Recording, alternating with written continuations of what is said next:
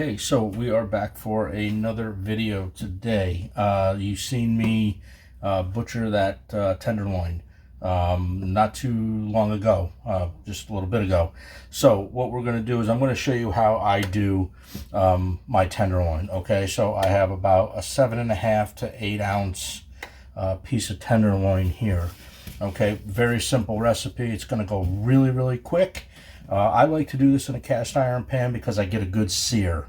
Okay, so that I like to build up, somewhat of a really nice crust.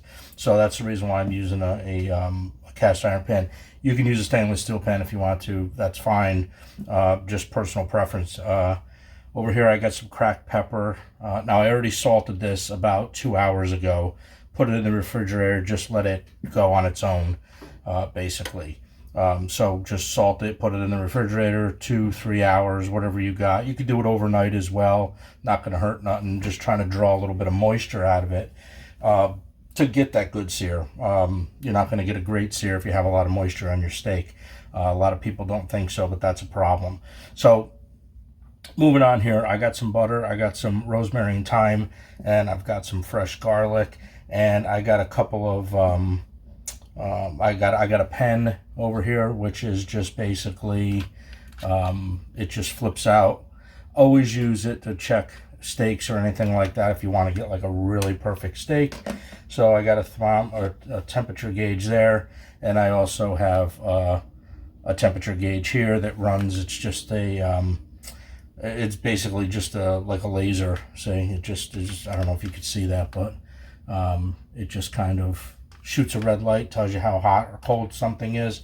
So we use one of those. So I get my pan to 350, drop the steak in, and that's how we start this process. So I'm going to be right back with you guys, and we will get going with this. We'll salt this steak up, and we'll start getting a crust on it. So I got my pan heated. It's between 350 and 375. I don't know if you guys can make it out there, but see, that's what it does. It just shows the temperature of the pan. Okay, so that pan is plenty hot enough for what I'm doing with it today. All right, so I've already peppered my steak on the top. I've dabbed it dry to get a good sear, and we're just gonna put it in the pan, and then we're gonna dab the other side just like that. And this isn't going to take long to get a good sear on this, maybe just a couple of minutes. Okay, and then we're going to just pepper the other side as well. Now remember that filet mignon is not a cut of beef that is extremely flavorful, okay? So the flavor that you put on this is the flavor you're going to get. And a good piece of steak like this, you're only going to need salt and pepper. The rest of it is just going to come natural.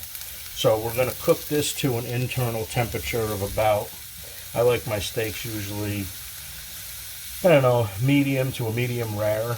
I don't believe in overcooking steak to like 160. It kind of turns into a boot at that time. So I cook my steaks a little on the rarer side, and that's what we're going to do here. Today's not going to be any different. We're going to just sear this up real quick.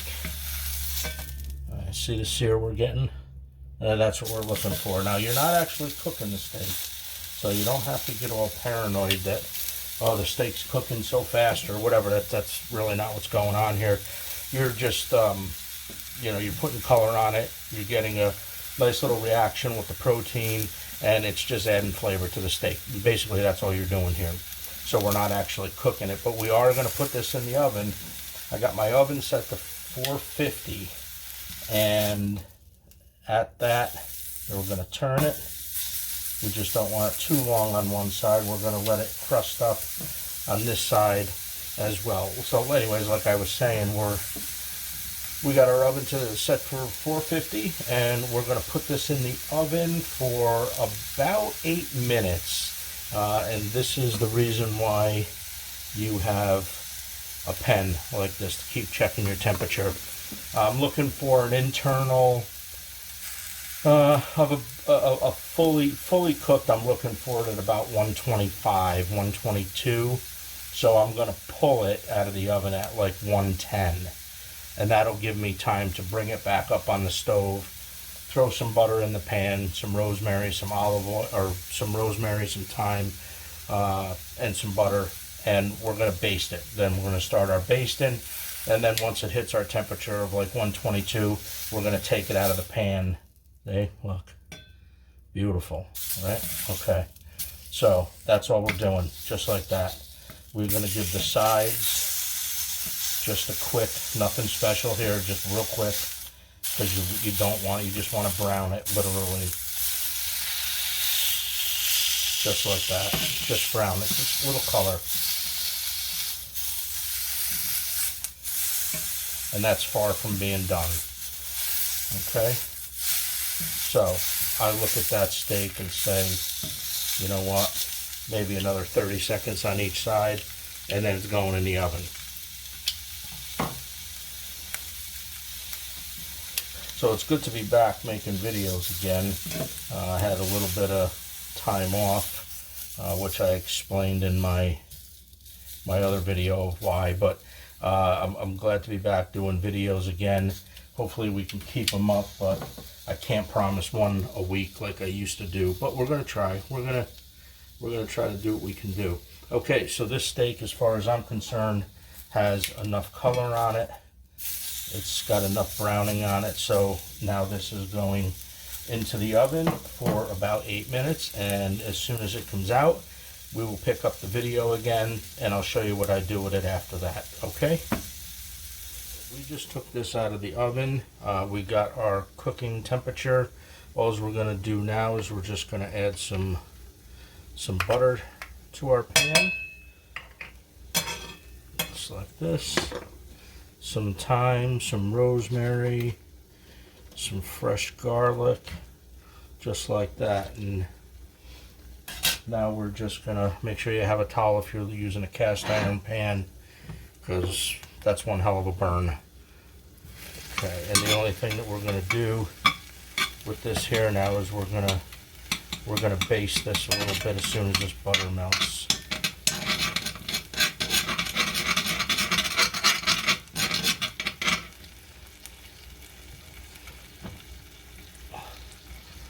There we go. You gotta remember that was in a 450-degree oven, so we're just gonna baste this for a couple of minutes. The only thing I did when it was in the oven was I turned it probably about every 3 to 4 minutes. And we're not going to get crazy with this. We're just going to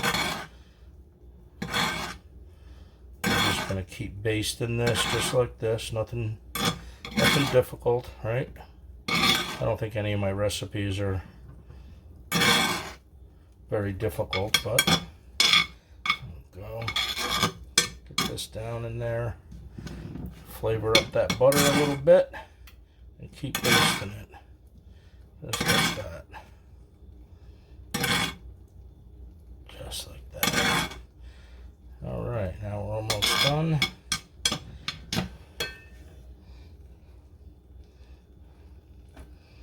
Alright, so I think this is going to be a really good steak. This is how I usually make them, and they come out fantastic. Okay, so what we're going to do now is, now that our steak is all basted, we're just going to take it and we're going to put it on another plate here to, look at that, say, look, the crust that we built on that, right? Nice crust. Okay, so now we're just going to take it, we're just going to set it on a plate to cool down for just a tad bit, kill the heat, and we're going to let that rest for about 8 minutes, and then we're going to be ready to plate, okay? So I'm going to take this over to the other counter and get going with setting it up. Also going to serve this with, which I didn't do a recipe for today, but we're also doing a, which actually they're already done, is some red smashed potatoes with some olive oil on it, some thyme, really nice potatoes. So hang in there with me. We'll show you how I plate this up. The steak has rested for about 8 to 10 minutes. So what we're gonna do is we're just gonna start plating this up. There's our beautiful filet. I like fillets a lot. I do like a nice porterhouse too. And now we're gonna serve those. We're gonna serve these with some nice smashed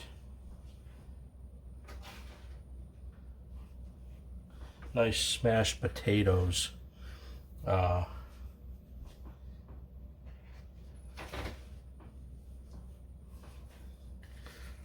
Just like that. Just like that. So like I said, the smashed potatoes are just red potatoes that I boiled up a little bit and cooked them for about 8-10 minutes, maybe 10 minutes, 12 minutes.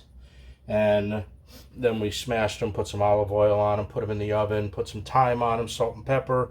And this is the result. This is kind of what you get. And then we're just gonna kind of identify what kind of herbs that are in there, which is thyme and rosemary. So we're just gonna kind of put that on top so you know. And this is it.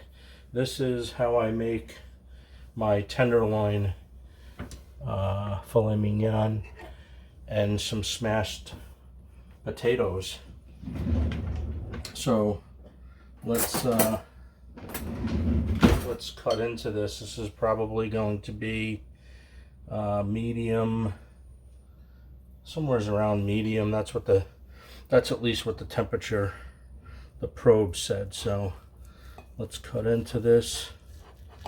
Let's see what we get. Yeah, that's exactly what it is. Just like that. And this, if you want it more done, you just leave this in a little bit further. If you want it less done, then just pull it a little bit earlier. Okay, all right. So this is how I make my tenderloin and potato dinner. This is a great, any kind of special meal, Valentine's Day, Christmas. You can do this on Thanksgiving. You can do it on birthdays, anniversaries, whatever you want to do here. Okay, so this is how this particular meal come out. And there's a ton of ways to cook tenderloin, ton of ways. This is just one of many. Okay, so I hope you guys enjoyed this video. If you do, put a thumbs up, and I will see you in the next video coming very soon, hopefully. All right, guys, thanks for tuning in, and I'll see you in the next one.